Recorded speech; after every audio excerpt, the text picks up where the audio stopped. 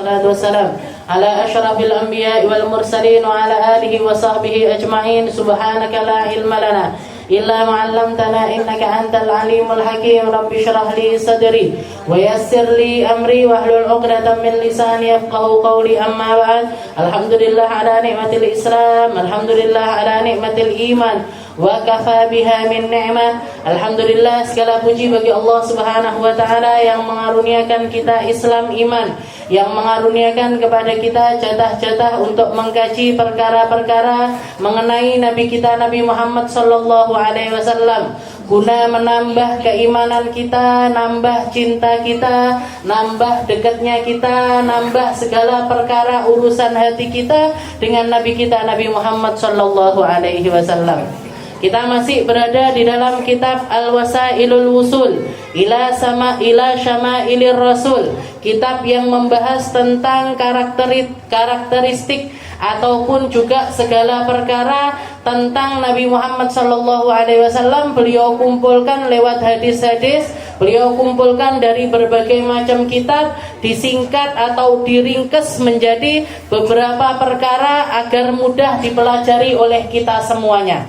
Dan di bab yang awal, Al-Faslul Awal fi Nasabihi Syarif sallallahu alaihi wasallam, di pasal yang pertama beliau membahas tentang nasabnya Nabi Muhammad dan pentingnya kita untuk mempelajari tentang syajaratun Nabi, tentang pohon nasabnya Nabi Muhammad. Kakeknya siapa, abahnya siapa, ibunya siapa, kakeknya siapa, antara ibu dengan ayahnya ini nanti nyampe gabung di nasab yang keberapa. Setelah itu putra-putranya siapa saja, kakek istilahnya bibinya, pamannya, semuanya itu adalah perkara tentang nasabnya Rasulullah sallallahu alaihi wasallam.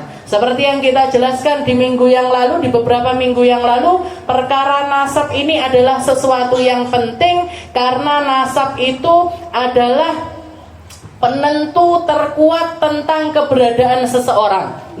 Penentu terkuat atau bukti terkuat kalau orang itu ada ya ketika dia ini memiliki nasab.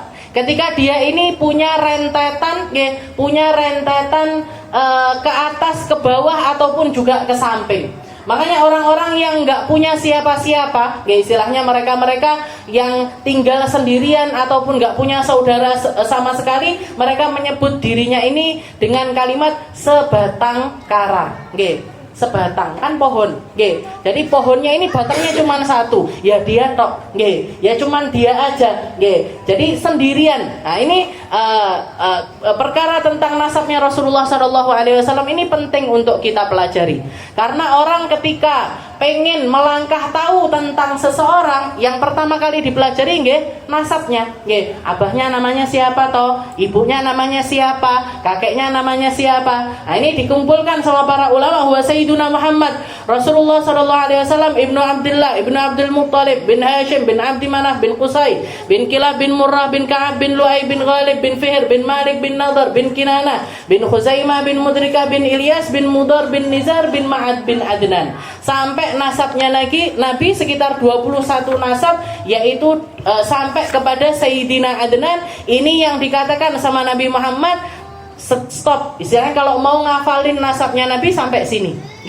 karena kalau yang ke atas ini bisa jadi benar, bisa jadi salah. Bahkan di dalam satu hadis Nabi Muhammad mengatakan kadzaban nasabun, banyak para ahli nasab itu yang salah di dalam perkara tersebut. Tapi kalau 21 nasab ini sudah pasti benar.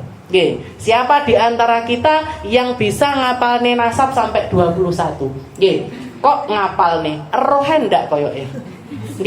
Jadi istilahnya kita ke atas itu, makanya salah satu perkara yang menunjukkan tentang mukjizatnya Rasulullah Sallallahu Alaihi Wasallam yang bisa kita lihat, bisa kita temui, bisa kita pegang, bisa kita ajak duduk bareng, itu adalah dzurriyyahnya Rasulullah Sallallahu Alaihi Wasallam. Ini anak cucunya Nabi ini nasabnya terjaga, nggak akan mungkin bisa kecuali karena sebagai petunjuk mukjizatnya Nabi Muhammad. Jadi anak cucunya Nabi ini bukan tersisa, tapi disisakan sama Allah Ta'ala.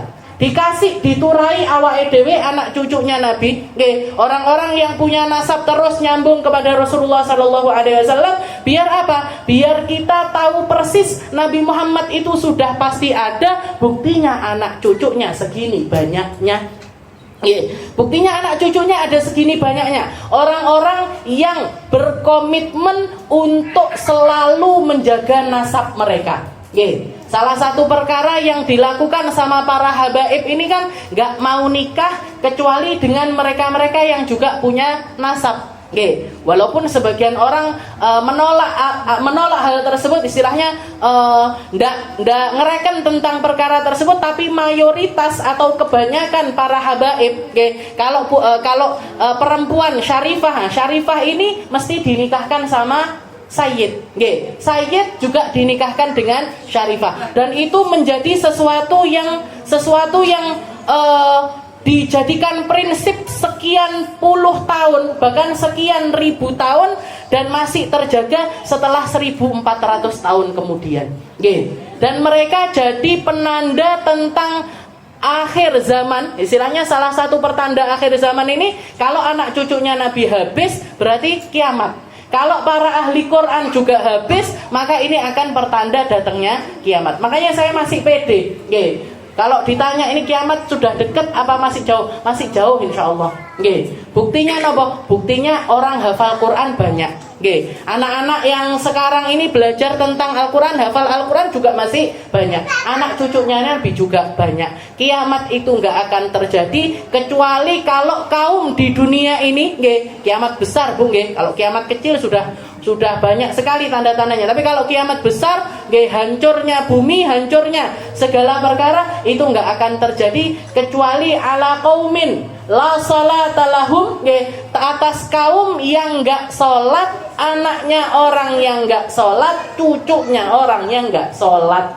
Jadi berarti apa? Seburuk-buruknya manusia yang ketemu sama hari kiamat. Yang ketemu sama hari kiamat. Jadi PDA ya awake dhewe.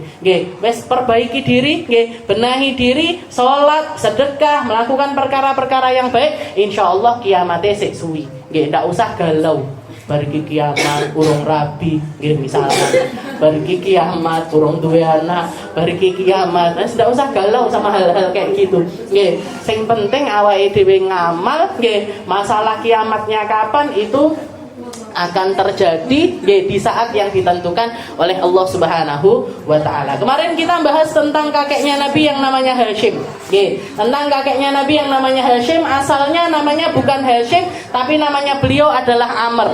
Dan beliau adalah seseorang yang di para ahli tafsir mengatakan beliau ini adalah tafsiran dari pujiannya Allah Ta'ala di dalam Al-Quran, yaitu di dalam surat Al-Quraisy. Li'ila fi Quraisy ila fihim rihlatash shita'i was-sayf falyabudu rabb hadzal bait alladzi at'amahum min ju'in wa amanahum min khauf. Katanya Allah Ta'ala, demi bangsa Quraisy, yang mana mereka itu pergi di musim panas dan juga di musim dingin. Orang-orang Quraisy atau suku Quraisy yang pertama kali melakukan sunnah tersebut, kerja di musim panas ataupun di musim dingin di berbagai negara, pergi ke Syam, pergi ke Romawi dan lain sebagainya, untuk nanti dari dana itu tadi, dari keuntungan kerjaannya beliau, dari keuntungan perdagangan beliau ini dipakai untuk ngurusi orang-orang yang haji, ngasih makan, ngasih minum, bikinkan tenda, ngasih sesuatu yang nyaman, khuddamul hajj, para pengkhidmah tamu-tamunya Allah Subhanahu wa taala. Ini yang paling terkenal di masa tersebut, istilahnya sebelum datangnya Nabi Muhammad, yaitu kakeknya beliau yang namanya Hashim. Alladzi at'amahum min ju'i wa amanahum min khauf. Bahkan Allah Ta'ala mengatakan mereka ini, beliau ini bukan cuma ngasih makan saja, tapi juga ngasih rasa aman, ngasih mengenyangkan perut mereka, dan juga memberikan rasa aman kepada semua orang yang datang ke negeri Mekah. Jadi yang datang di negeri Mekah ini dinyamankan, dibersihkan tempat-tempat ibadahnya, disediakan makanan, minuman di setiap rumah dan lain. Ini adalah Sayyid Hashim ini tadi yang pertama melakukan perkara tersebut. Setelah meninggal, istilahnya setelah beliau jadi pemimpin, istilahnya ketua panitia istilahnya, ketua panitia dari peribadatan haji ini tadi. Setelah itu beliau punya anak-anak banyak, anak-anaknya ini pun juga dididik untuk menjadi orang-orang yang semacam beliau. Termasuk diantaranya salah satu putranya yang bernama Abdul Muttalib, kakek langsungnya Rasulullah Shallallahu Alaihi Wasallam. Abahnya Sayyid Abdullah, jadi Muhammad bin Abdullah bin Abdul Muttalib. Jadi sampai di zamannya Sayyid Abdul Muttalib ini, kakeknya Nabi ini, begitu abahnya wafat, beliaulah yang jadi ketua panitianya. Jadi diturunkan. Sebelum beliau juga semua kakeknya Nabi ini yang ngurusi haji, kakeknya Nabi yang ini kakek terus turun temurun sampai kepada Rasulullah Shallallahu Alaihi Wasallam. Jadi dikatakan bahwa Abdul Muttalib. Nah, kalau Abdul Muttalib ini juga punya kisah yang luar biasa indah, yang menunjukkan tentang thiqahnya billah, tentang keyakinannya yang luar biasa kepada Allah Subhanahu wa Ta'ala. Dikatakan pada saat terjadi serangan dari Raja Abraha yang datang dari Yaman bawa pasukan gajahnya, diabadikan juga kisahnya sama Allah Ta'ala di dalam Al-Quran, yaitu surat Al-Fil, alam taro kaifa fa'ala rabbuka bi ashabil fil, gitu. Allah Ta'ala, apa kalian enggak pernah lihat bagaimana Allah Ta'ala membinasakan para ashabul fil, tentara gajah itu tadi. Mereka pakai nunggang kendaraan yang paling besar, dirasa paling kuat untuk menghancurkan rumahnya Allah Subhanahu wa Ta'ala, tapi dihancurkan balik sama Allah Ta'ala dengan dikirimkannya burung dari dalam laut. Jadi burung ababil itu keluarnya dari dalam laut. Dari dalam laut semuanya membawa kerikil-kerikil yang sudah ada namanya pasukannya. Jadi nggak ada satu kerikil pun yang mubadir. Satu kerikil untuk menghancurkan satu orang, satu kerikil untuk menghancurkan satu pasukan. Jadi begitu Ka'bah itu diserang sama Abraha, sebelum masuk negeri Mekah itu dikatakan Abraha dan pasukannya ini nyita semua yang dia temui sepanjang perjalanan dari harta-hartanya orang Mekah. Dari hartanya orang Mekah. Termasuk diantaranya yang disita adalah 20 ekor onta miliknya Abdul Muttalib. Jadi punya Sayyid Abdul Muttalib ini punya onta banyak. Ketika dia melihat, oh ini pasukannya Abraha sudah dekat dan kita sudah nggak ada waktu untuk menyiapkan perlawanan. Katanya orang-orang nanya, ini gimana nih? Pemimpinnya waktu itu Abdul Muttalib, ini kita mau bagaimana? Udah kita kabur aja, ngungsi semuanya ke atas gunung. Semua penduduk Mekah ngungsi ke atas gunung. Jadi rumahnya ditinggal, hartanya ditinggal. Nah, termasuk yang ketinggalan nggak dibawa sama Abdul Muttalib ini onta-ontanya. Ontanya dikerek nih. Di tengah jalan Abraha melihat onta-onta ini tadi disita. Disita, dijadikan perbekalan sama Abraha ini tadi. Begitu sudah nyampe istirahat, sudah ada di negeri Mekah dan mereka bikin base camp istilahnya untuk istirahat, untuk besoknya nyerang Ka'bah. Dikatakan Abdul Muttalib ini dengan beraninya datang sendirian menghadap Abraha. Datangi si raja yang mau ngancurin Mekah ini tadi. Didatangi Abdul Muttalib, katanya Abraha, wahai Abraha, ini ada tamu. Siapa? Pemimpinnya orang Mekah. Namanya siapa? Abdul Muttalib. Namanya Abdul Muttalib. Katanya Abraha, mesti wedi. Ini pasti orang takut.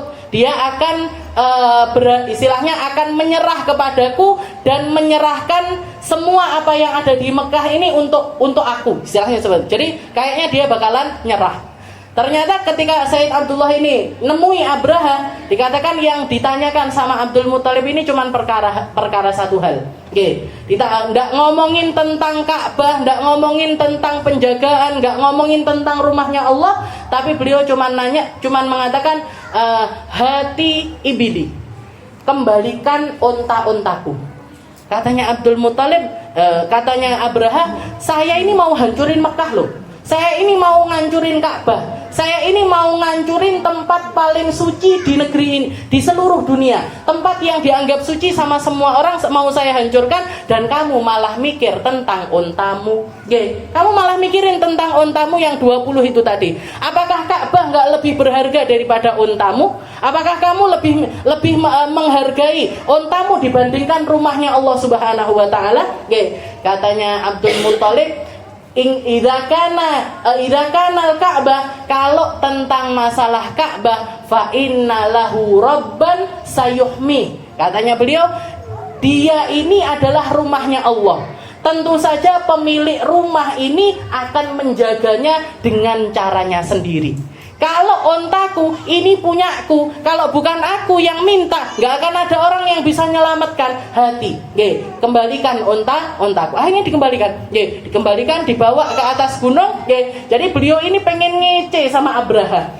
Delaan dijaga-jaga sama Allah Taala. Pasti Allah Taala punya cara tersendiri untuk menjaganya, untuk menyelamatkannya dengan cara yang kita nggak ngerti seperti apa. Akhirnya beliau naik ke atas gunung, ontanya ini dinaikkan ke atas gunung. Di atas gunung baru beliau minta sama Allah Ta'ala, ya Allah, kamu yang punya rumah ini, engkau pemilik rumah ini, engkau yang akan menjaganya, engkau sudah merawatnya selama ini, maka selamatkan juga dan jaga sebagaimana engkau menjaganya selama ini. Ketika beliau ngangkat tangan seperti itu, pasukannya Abraha juga ngepung Ka'bah dari segala sisinya. Dikatakan saat itulah burung ababil ini keluar dari laut, dengan bawa bara api kerikil-kerikil yang panas dari Sijin, dari neraka, dijatuhkan kepada semua pasukannya Abraha. Jadi seperti itu, kekuatan dari jadi istilahnya itu. Kalau kita ngomongin orang iman, kalau kita ngomongin tentang orang yang beriman, imannya kita sama imannya Abdul Muthalib besaran mana? Awake dhewe iso ndak kira-kira punya keyakinan sebesar keyakinannya Abdul Muthalib. Beliau ini hidup di zaman yang katanya jahiliyah, yang katanya gelap, yang katanya nggak ada aturan, yang katanya begini begitu dan lain sebagainya. Tapi ternyata sejarah membuktikan kakek-kakeknya Nabi ini semuanya adalah pengikut Al-Hanafiyatus Samha, pengikut agamanya Nabiullah Ibrahim. Jadi nggak ada yang terkontaminasi dengan hal-hal yang sifatnya itu kesyirikan. Nyembah berhala kah, nyembah ini itu nggak ada. Kakek-kakeknya Nabi dijaga sama Allah Ta'ala untuk menjadi orang-orang yang tetap pada keyakinan yang benar, meskipun nggak beragama dengan agama tertentu. Jadi nggak masuk Nasrani ataupun juga nggak masuk Yahudi, nggak berkeyakinan dengan keyakinan peninggalannya nabi-nabi terdahulu, tapi beliau tetap ada di dalam koridor jalan agamanya Nabiullah Ibrahim. Ada di jalannya agama Nabiullah Ibrahim. Dan dikatakan Abdul Muthalib ini juga yang pernah ketika beliau lagi di satu tahun ketika beliau ngurusi ibadah haji, ngurus ngasih makan orang, ngasih minum orang, lihat orang lelah-lelah, wukuf di Arafah ini itu dan lain sebagainya, beliau itu bayangkan, ya Allah, zaman sekarang air lebih gampang dibandingkan zamannya Nabi Ibrahim dulu. Yang sampai Siti Hajar itu harus lari-lari dari sofa ke Marwah 7 kali, dan tidak nemukan air sama sekali. Ternyata Allah menganugerahkan kepada beliau air yang muncul di bagian bawah kakinya Nabiullah Ismail. Jadi caranya Allah Ta'ala seperti, jadi beliau itu keinget, ya Allah, Siti Hajar dulu kayak gimana perjuangannya, Nabi Ismail kayak apa perjuangannya, Nabi Ibrahim begitu kuatnya ketika meninggalkan anak dan istrinya di tempat yang ghairu dzi zar'in. Katanya di dalam Al-Quran diceritakan ini tempat kosong melompong, pohon aja nggak ada. Ditinggalkan di tengah-tengah situ dengan perbekalan yang seadanya. Ini istilahnya kekuatan yang luar biasa dari seorang. Jadi ini nunjukkan imannya seorang bapak, imannya seorang istri, imannya seorang anak. Anak yang bahkan ketika abahnya mimpi nyuruh nyembelih putranya, katanya beliau, kalau itu memang perintahnya Allah silahkan. Anak mana yang mau, yang bilang, bah, kalau memang jenengan disuruh nyembelih saya sama Allah Ta'ala, sembelih aja. Ada anak ngomong gitu, beliannya. Nggih. Bunuh aja saya, nggak ada Bu. Nggih. Tapi Nabi Ismail anak kecil tapi bisa ngomong seperti itu. Nggih. Siti Hajar ketika ditinggalkan di tempat tersebut terakhir nanya, nanya sama Nabi Ibrahim, apakah ini perintah dari Allah Taala? Jawabannya Nabi Ibrahim, iya.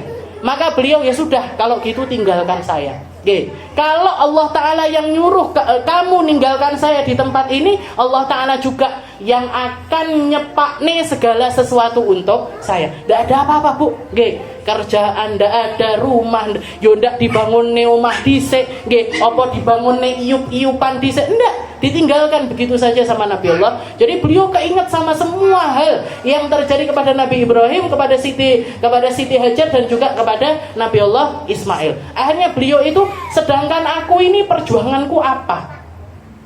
Yang bisa aku lakukan untuk agama ini apa? Saya pengen juga berkorban seperti beliau. Saya pengen juga berbuat sesuatu sebagaimana pendahulu saya juga melakukan sesuatu. Akhirnya beliau bernazar, ya Allah, saya bernazar, kalau misalkan nanti saya menikah, setelah itu saya dikaruniai anak sebanyak 10 orang laki-laki, salah satunya akan aku persembahkan kepadamu.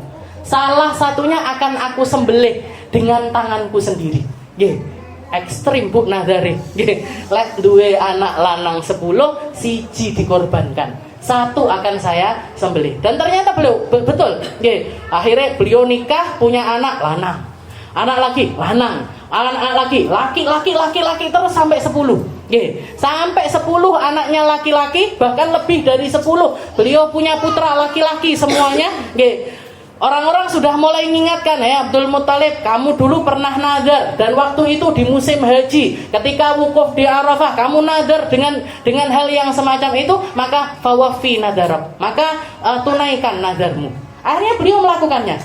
Jadi nama anak-anaknya ini tadi ditulis di kertas, ditulis di kertas, dimasukkan ke botol, dikopiok, dikopiok. Begitu dikeluarkan satu, jadi istilahnya diambil satu kertas, dibuka, yang tertulis di situ nama ayahnya Nabi Muhammad Sallallahu Alaihi Wasallam, Abdullah. Katanya Abdul Muthalib, ini anakku yang paling ganteng, iki anakku yang paling manut, ini anakku yang paling aku sayangi, kok malah keluar isinya namanya Abdullah.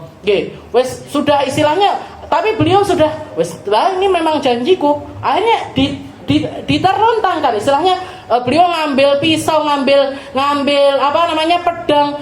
Sayyid Abdullah ini masih kecil waktu itu beliau, jadi diterlentangkan di atas tempat, di papan yang besar seperti itu, sudah siap-siap dengan pedangnya. Yang teriak halatinya, yang teriak saudara-saudara perempuannya, jangan kamu korbankan Abdullah ini dengan cara yang semacam ini, karena Allah Ta'ala bahkan mengganti Nabi Allah Ismail itu dengan kambing, maka gantilah Abdullah ini dengan onta.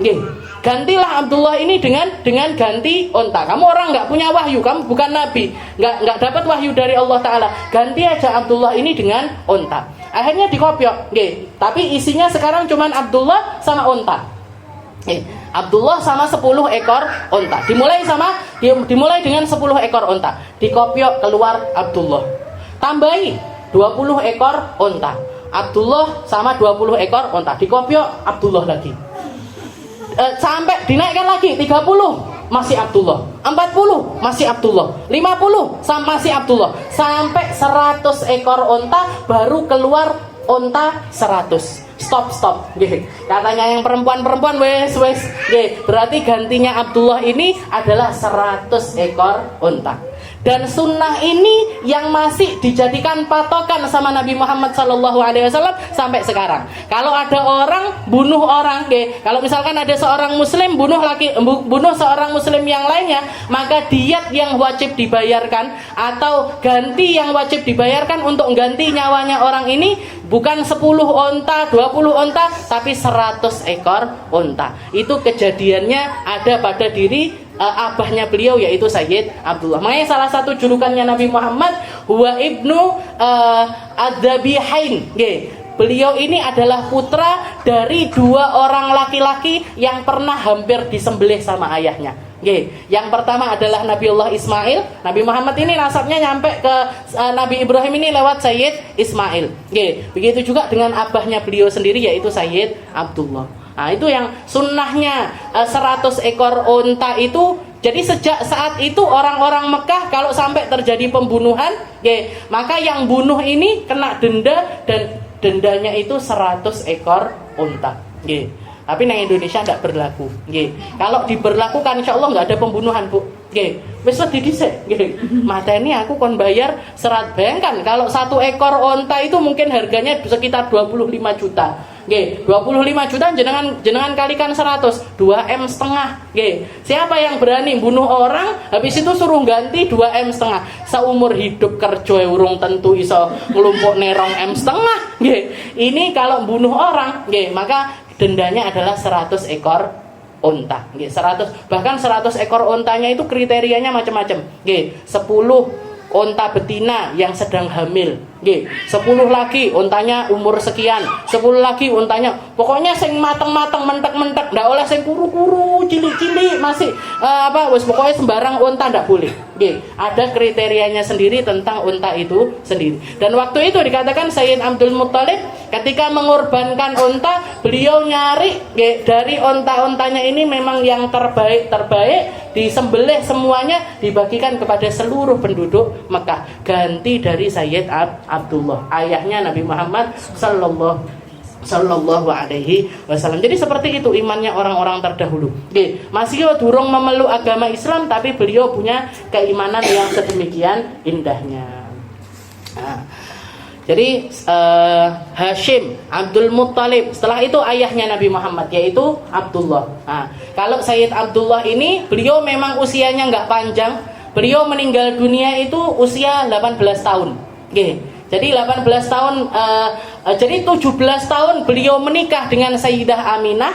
18 tahun ketika istrinya hamil sekitar 2 bulan, beliau perjalanan pergi ke Madinah untuk berdagang, ternyata meninggal dunia di tengah jalan dan dikuburkan di Madinah. Jadi kuburan ayahnya Nabi Muhammad ini tempatnya di Madinah. Dan Sayyid Abdullah ini banyak kejadian yang terjadi pada diri beliau juga, termasuk diantaranya mau disembelih ini tadi, ketika beliau masih kecil.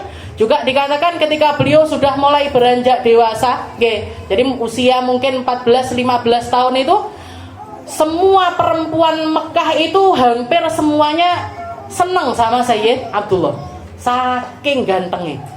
Jadi ganteng luar biasa. Bahkan ada 1 orang perempuan, banyak, bukan cuma 1, cuman ada beberapa di antara mereka ini yang terang-terangan ngelamar Sayyid Abdullah. Wahai Abdullah, nikahi saya. Wahai Abdullah, nikahi saya, seperti itu. Termasuk diantaranya ada perempuan Yahudi yang selalu setiap kali ketemu sama Abdullah ini, pokoknya aku rabinen. Pokoknya rabi ambek aku. Pokoknya kamu nikahlah dengan diriku. Setiap ketemu seperti itu. Setiap ketemu seperti itu. Sampai akhirnya beliau nikah. Setelah beberapa minggu dari pernikahan beliau ketemu lagi sama perempuan Yahudi ini, tapi biasa aja. Maksudnya sudah nggak minta dinikahi. Padahal nggak tahu kalau Abdullah itu sudah menikah. Ditanya, ganti Sayyid Abdullah yang nanya, kamu itu loh biasanya ketemu aku ngelamar aku terus. Kamu setiap ketemu aku nawarkan dirimu untuk aku nikahi. Kok sekarang fine aja istilahnya, kok diem aja? Kenapa kok seperti itu? Kata perempuan ini tadi, aku nggak sadar kalau yang di depanku itu kamu. Karena biasanya setiap kali aku ketemu dengan dirimu, aku melihat di antara keningmu ini ada 1 cahaya, dan aku kira cahaya itu adalah cahaya dari Nabi yang terakhir. Aku ingin, kenapa kok aku selalu menawarkan diriku untuk kamu nikahi? Karena aku berharap agar cahaya itu masuk ke dalam diriku dan aku menjadi ibu dari Nabi yang terakhir.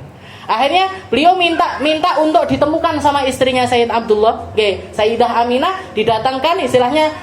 Beliau ketemu sama Sayyidah Aminah, dan beliau mengatakan, orang Yahudi ini tadi mengatakan, benar seperti perkiraanku, cahaya yang kemarin ada di keningmu sekarang sudah pindah di rahimnya Sayyidah Aminah. Nggih, di dalam rahimnya Aminah. Ketahuilah wahai Aminah, kamu sekarang pasti sedang hamil dari nabi yang terakhir. Nggih, dari nabi yang terakhir. Padahal beliau nggak tahu kalau dirinya sendiri itu lagi hamil, wong sik manten anyar. Nggih, masih baru nikah beberapa hari. Nggih, ternyata nggak lama setelah itu ternyata memang terbukti beliau itu dalam keadaan hamil. Itu Sayyid Abdullah. Nggih, cerita yang nyampe ke kita atau beberapa hal yang berkaitan dengan orang-orang yang istilahnya jadi kakek-kakeknya Nabi Muhammad Sallallahu Alaihi Wasallam.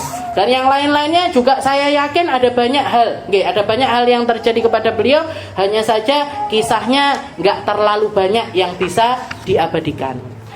Setelah itu beliau mengatakan wahadzan nasab asyraful ansab alal itlaq. Nggih, katanya Syekh Yusuf bin Ismail An-Nabhani, beliau mengatakan nasabnya Nabi Muhammad sampai Adnan ini adalah asyraful ansab alal itlaq. Nasab termulia secara mutlak. Nggih. Nasab termulia secara mutlak adalah nasabnya Rasulullah Sallallahu Alaihi Wasallam. Nasab paling terjaga, nasab paling mulia. Karena fa'anil Abbas radhiyallahu taala anhu anna Nabi sallallahu alaihi wasallam qala innallaha khalaqal khalaq faja'alani min khairihim thumma takhayyara al-qabail faja'alani min khairi qabilah thumma takhayyara al-buyut faja'alani min khairi buyutihim fa ana khairuhum nafsan wa khairuhum baitan. Katanya Nabi Muhammad, Allah taala ketika menciptakan seluruh penciptaannya, Allah taala menjadikanku selalu di tempat yang paling baik. Ketika Allah Subhanahu wa taala nerima taubatnya Nabi Allah Adam, ketika itu cahayanya Nabi Muhammad sudah dititipkan di tulang sulbinya Nabi Allah Adam. Ketika Allah taala menyelamatkan Nabi Allah Nuh di atas kapalnya sehingga bisa merapat, di situ Allah taala juga sudah menitipkan cahayanya Nabi Muhammad di tulang sulbinya Nabi Allah Nuh. Nabi Ibrahim ketika dibakar oleh Raja Namrud, di situ salah satu hal yang membuat beliau ini terjaga karena di tulang sulbinya Nabi Allah Ibrahim juga telah dititipkan cahayanya Rasulullah Sallallahu Alaihi Wasallam. Nabi Allah Ismail ketika beliau ditaruh di atas tempat penyembelihannya, setelah itu diganti sama Allah Taala dengan seekor kambing kabsyah. Waktu itu juga Allah Taala sudah nitipkan cahayanya Nabi Muhammad di tulang sulbinya Nabi Allah Ismail. Jadi Nabi Muhammad itu dipindahkan sama Allah Taala dari satu tulang sulbi ke rahim, ke tulang sulbi yang lainnya, terus di tempat-tempat yang terbaik, di manusia-manusia terbaik, di orang-orang paling mulia yang tinggal di masa tersebut, dari masa ke masa. Dari masa ke masa. Faja'alani min khairihim, tsumma takhayyaral qabail, faja'alani min khairi qabilah. Allah Ta'ala menciptakan banyak sekali kabilah. Allah Ta'ala menjadikanku lahir di kabilah yang terbaik. Kabilah Arab waktu itu dikatakan, kenapa sih kalau ada orang nanya kenapa kok Nabi Muhammad itu Nabi itu harus dari Arab, kenapa kok enggak wong Indonesia? Jadi awake dhewe gampang ngomong istilahnya pakai bahasa Jawa. Kenapa kok enggak orang Cina? Kenapa kok enggak orang Inggris? Kenapa kok enggak yang lain-lainnya ini, kenapa? Kenapa kok harus orang Arab? Dikatakan karena pada saat itu, termasuk salah satu alasannya adalah karena kabilah Arab pada saat itu meskipun di masa jahiliyah, tapi mereka ini uslubnya atau tabiatnya, sopan santunnya, akhlak yang ada pada diri mereka masih lebih mending ketimbang negara-negara yang lainnya.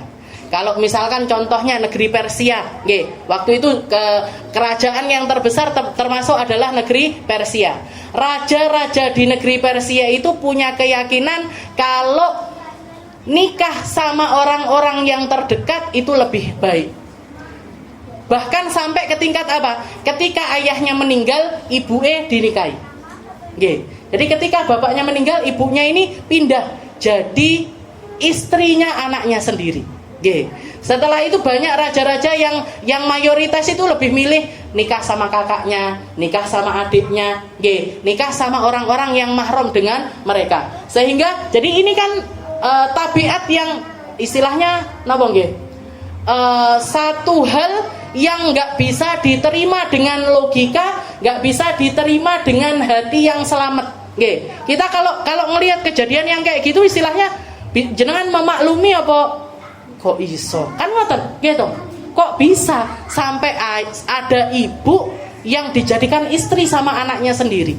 Kok bisa ada saudara nikah sama saudaranya sendiri? Nah, jadi mayoritas orang-orang India terhanyut dengan hayalan-hayalannya, dewa-dewanya yang banyak, dewa api dewe, dewa laut dewe, dewa angin dewe, terus lek kabeh milik terjadi, angin campur banjir campur enggak karuan, wong semua punya. Jadi sibuk dengan hayalannya terhadap dewa-dewa yang enggak masuk akal itu tadi. Jadi tabiatnya, cara pikirnya itu istilahnya banyak enggak benar. Nah, orang-orang Arab ini meskipun negerinya adalah negeri jahiliyah, tapi tentang perkara-perkara tersebut itu masih salim, masih selamat. Alasannya mereka kenapa kok bunuhin anak-anak perempuannya? Karena mereka menganggap anak perempuan ini sebagai beban.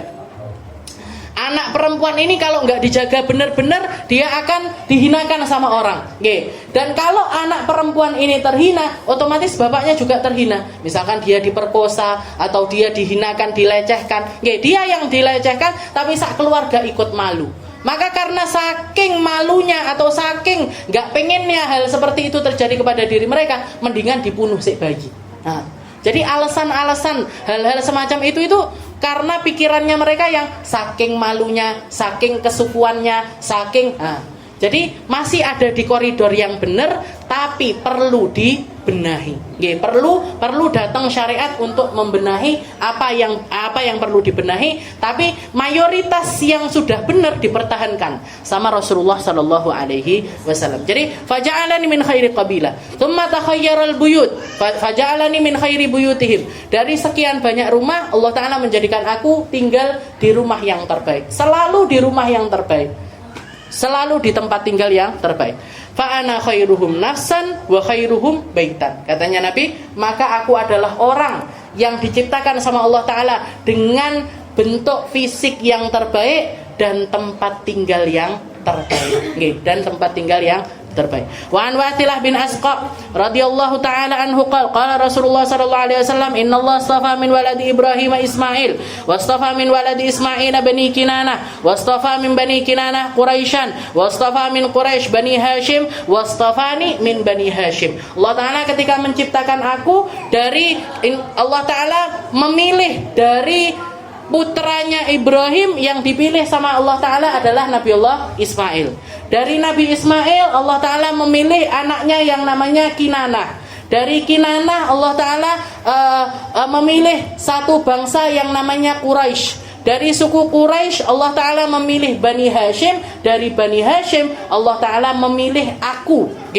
Jadi fa'ana khairuhum min khairihim. Saya adalah orang yang terbaik dari yang terbaik. Wa an Ibnu Umar radhiyallahu taala anhu qala Rasulullah sallallahu alaihi wasallam innallaha ikhtara khalqah fa ikhtara minhum bani Adam thumma ikhtara bani Adam fa ikhtara minhumul Arab thumma ikhtara al-Arab fa ikhtara minhum Quraisyan thumma ikhtara Quraisyan fa ikhtara minhum bani Hashim thumma ikhtara bani Hashim fa ikhtarani falam azal khiyaran min khiyar ala man ahabba al-Arab fa bihubbi ahabbuhum wa man abghadha al-Arab fa bibughdi ubghiduhum. Katanya Nabi Muhammad, Allah Taala ketika menciptakan semua ciptaannya, yang dipilih sama Allah Ta'ala Bani Adam, anak manusia. Istilahnya bangsa yang namanya manusia. Di antara manusia Allah Ta'ala memilih bangsa Arab. Dari bangsa Arab Allah Ta'ala memilih Quraisy. Dari suku Quraisy Allah Ta'ala memilih Bani Hashim. Dari Bani Hashim Allah Ta'ala memilih diriku. Fa'ana khiyara min khiyar. Saya ini orang baik dari golongan yang terbaik. Alaman ahabbal Arab, maka bagi siapapun yang cinta sama Arab, karena saya orang Arab, otomatis kesukuan itu juga terjadi kepada diriku, maka aku akan mencintai orang tersebut. Ya, dan yang enggak senang sama bangsa Arab, fa bi bughdi ubghiduhum. Sebagaimana aku manusia biasa yang tersinggung kalau bangsanya dihina sama orang, maka aku juga akan membenci orang tersebut karena kesukuanku terhadap orang-orang Arab. Jadi Nabi Muhammad itu nabi, tapi jibilahnya itu tetap adalah manusia. Jadi beliau punya tabiat sebagaimana tabiatnya manusia. Bisa benci, bisa seneng, bisa marah, bisa sedih dan lain sebagainya. Oke. Jadi kalau ada orang menghina-hina orang Arab ataupun suku Arab, karena kesukuannya, bukan personilnya, bukan orangnya, karena kita nggak bisa ngomong, oh wong misalkan, biasanya yang terkenal ini wong Banjar biasanya medit-medit, pernah dengar ngoten, apa bisa kita kata wong Arab, wong Banjar kabeh medit, ini kisah Banjar pegel kabeh, sak Banjar pegel kabeh. Di Banjar itu ada yang pelit, tapi banyak juga yang enggak pelit, banyak juga yang enggak pelit. Oh, orang Jawa, orang Solo biasanya gini, orang Sunda itu biasanya gini. Nah, ini kalau yang diserang itu adalah kesukuannya, ini sak suku semuanya akan benci. Kalau dipuji juga seluruh suku juga akan senang. Kayak jenengan kemarin waktu bola Indonesia menang, sing seneng kan sak Indonesia, padahal ndak melok main, ya ndak melok main, ya ndak, bahkan mungkin kalau kita ya ndak ngerti kita dalane wis pokoknya menang melok seneng, gitu doang, nah begitu juga dengan Nabi Muhammad. Fa ala man ahabbal arab fa bi hubbihim wa hibbuhum. Kalau dia cinta sama Arab karena cintanya kepadaku, maka karena itu juga aku akan mencintainya. Dan kalau benci sama orang Arab, aku juga bisa membenci mereka karena aku adalah bagian dari orang Arab itu sendiri. Hati-hati, kalau ada orang yang hina-hina orang Arab ataupun nggak senang sama bangsa Arab dan lain sebagainya, ini adalah salah satu hal, termasuk salah satu hal yang dibenci sama Nabi Muhammad sallallahu alaihi wasallam. Wal faslu tsani fi asma'i syarif sallallahu alaihi wasallam, wallahu a'lam bissawab. Insyaallah kita lanjutkan di pertemuan kita yang selanjutnya tentang nama-nama mulianya Rasulullah sallallahu alaihi wasallam.